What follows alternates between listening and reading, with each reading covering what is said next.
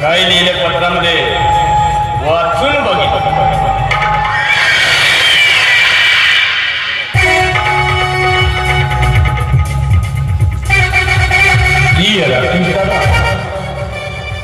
अरे पत्र लिहिण्याचं कारण हेच आहे. मला तुझ्या भाऊजीकडून शारीरिक आणि मानसिक त्रास होत. तू जिथे कुठे चिल्ला दादा तू लवकरात लवकर माझ्या गावाला येण्याचे ठरावे. कळावे लोक असावा तुझी तर प्रिय ताई शांता.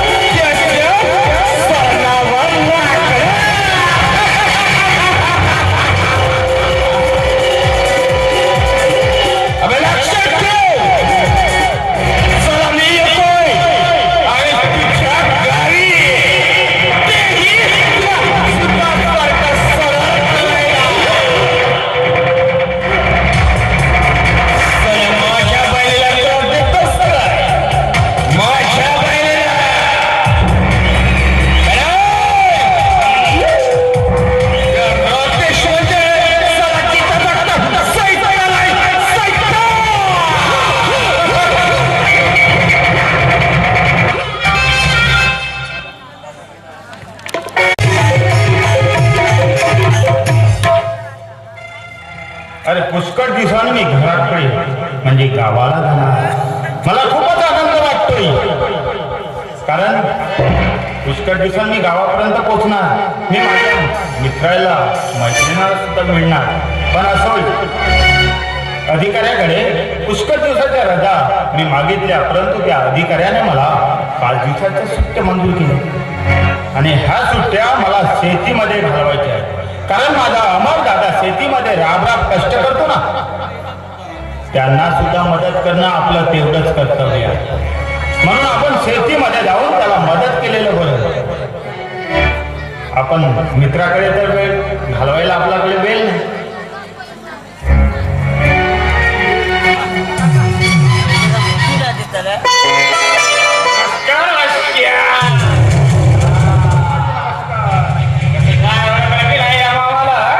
हो मामा, तुम्हाला ओळखणार नाही म्हणजे कुणाला ओळखायचो नाही म्हटलं.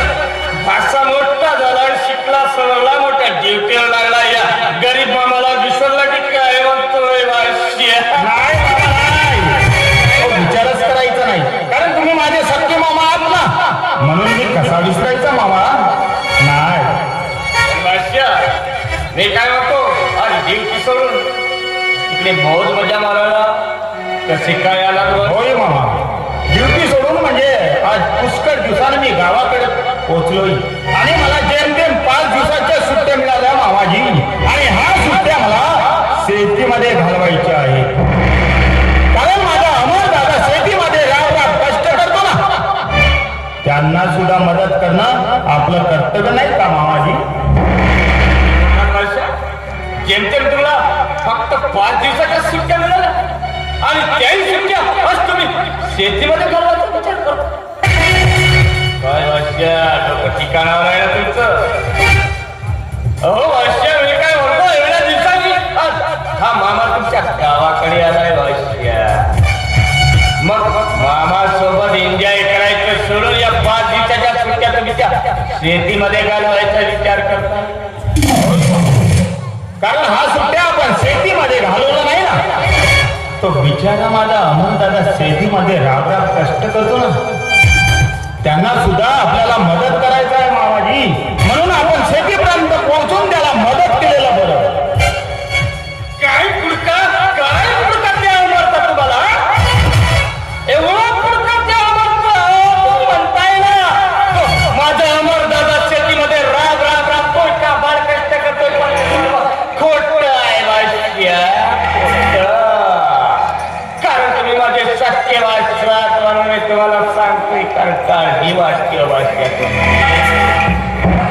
भाष्य अमर आहे ना, वेळोवेळी तुमच्याकडून पैसा मागत असतो शेतीसाठी, माहिती आहे तुम्हाला? आणि त्या पैशाचा उपयोग तो कसं करतो ते मला माहिती आहे भाष्या, तुम्हाला नाही. काय करता? कारण माझ्या सख्या बहिणीचा तुम्ही मुलगा काळजी वाटते हो भाष्या. या काळजी पोटी तुम्ही बोलतोय भाष्या. ओ भाष्या, तो पैसा तो शेतीमध्ये लावता, परस्पर त्याच्या अकाउंट मध्ये ट्रान्सफर करतोय. आणि तुम्ही माझ्या दादाविषयी हे कृत्य बोलता. अहो महामार्ग रस्ते ना, तुमची जीभ छाडून हातात दिली असती. कारण तुम्ही माझे सत्य मामा आहात ना, म्हणूनच तुमच्यावर विश्वास ठेवणे सुद्धा माझं कर्तव्य समजतोय मामा. म्हणजे मी जे काही सांगतो ते सर्व खोटं आहे भाष्य? भाष्य नाही. तर तुम्ही माझ्या बोलले काना डोळ्यात केल्यात का भाष्य? तुम्हाला पस्तावण्याची पाळी येईल बरं का? पस्तावण्याची पाळी येईल भाष्य. म्हणणं म्हणतोय, मी सांगतो ते तुमच्या फायद्याचं आहे भाष्य.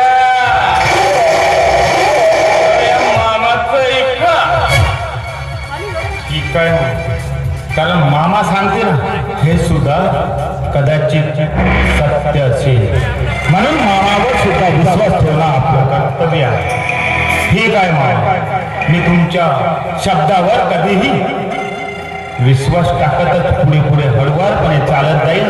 तुम्ही बघतच राहा म्हणजे झालंय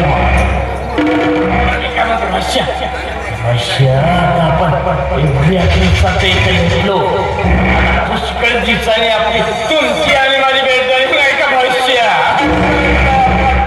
भेटत नव्हतो कारण तुम्ही त्या ड्युटीवर आणि मी एवढ्या दिवस त्या जेलमध्ये सळत होतो भविष्य पण माझी कोणाला कीव सुद्धा आली नाही. कोणी फिरकून सुद्धा माझ्याकडे बघितलं नाही भविष्य. पण आज मलाच वाटलं माझ्या भाषाची भेट घ्यावी माझ्या बहिणीची भेट घ्यावी म्हणून मी म्हणतात तुमच्या गावाकडे आलो. योगायोगाने तुमची भेट झाली आणि खास तुमच्यासाठी वाक्याने नजराला सुद्धा घेऊन आलाय वाक्या. काय दाखवता मामा तुम्ही मला? तुम्ही याला नजराना म्हणता? नाही मामा नाही, हा नजराना नाही आणि याला मला नाच सुद्धा नाही मामाजी, नाच सुद्धा ना. हा घ्या मामाजी. म्हणजे वर्षा तुम्हाला या मामाचं अपमान करायचं तुमच्यासाठी मी हा नजरा ठेवून आलाय आणि तुम्ही या मामाचं शब्द मोडला या मामाचा अपमान केला. पण ठीक आहे मी ठरवलंय जिथं माझा अपमान होता ना तिथं हा मामा कधीच राहत नाही भाष्य. एक लक्षात ठेव माझा बाण हा बाण माझ्या जिव्हारी लागला आणि हे काय तुम्हाला मान्य केलं तर हा आपल्याला इथंच टाकून मी आल्या पावली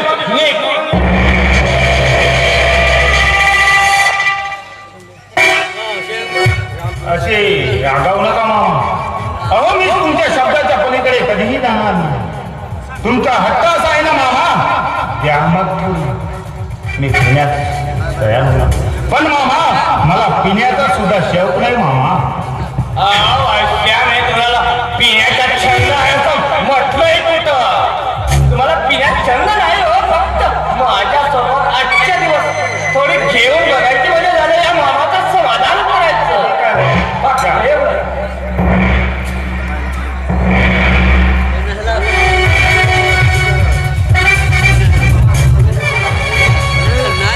पण मामा तुमच्या हट्टासामुळे मला घ्यावं लागतोय, पण सवय पुन्हा पुन्हा लावण्याचा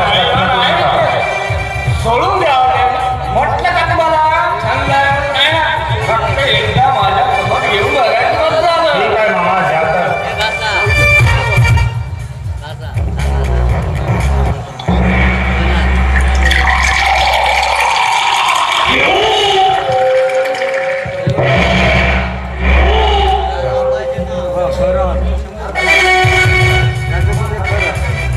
मामा हा दारूचा नाद म्हणजे फार वाईट गोष्ट आहे मामा, पण तुमच्या हट्टासामुळे मला घ्यावं लागतोय. मला पिण्याचा सुद्धा शौक नव्हता मामाजी, पण तुमच्या हट्टासामुळे सांगितलं तुम्हाला मला पिण्याचा शौक नाही. विचारना मला करमत नाही. मला पिण्याचा शौक नाही.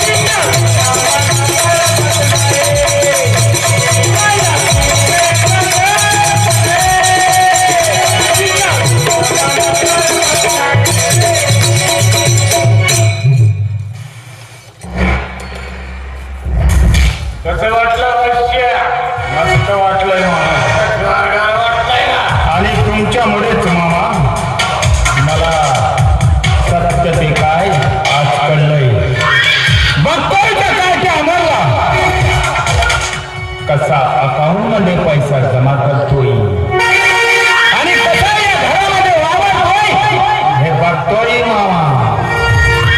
बरोबर आहे भाष्या. कारण चला पैसा पुरवायचा तुम्ही आणि आईच्या प्यावर नाकोबा वाईचा तो आम्हाला.